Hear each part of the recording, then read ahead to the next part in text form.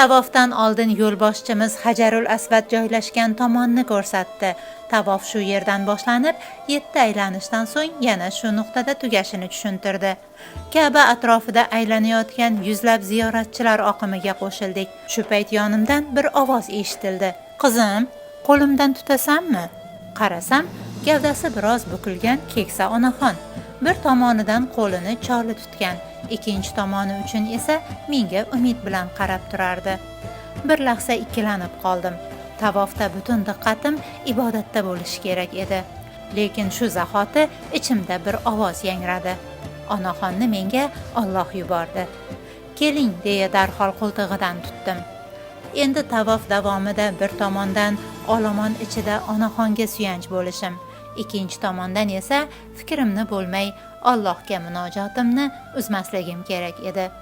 Guruh rahbarimiz ko'rsatib borayotgandek, har gal Hajarul Asvad yonida "Bismillahi Allohu akbar" deya qo'llarimizni ko'tarardik. Onaxon ham duosini qilib, yana meni tutardi. O'sha lahza ko'nglimdan bir o'y o'tdi. Ba'zan Alloh duolaringga javob berishdan oldin seni kimningdir duosiga sabab qilib qo'yarkan. Bu tavof menga bu dunyodagi o'rnim haqida ham bir ishora berayotgandek edi.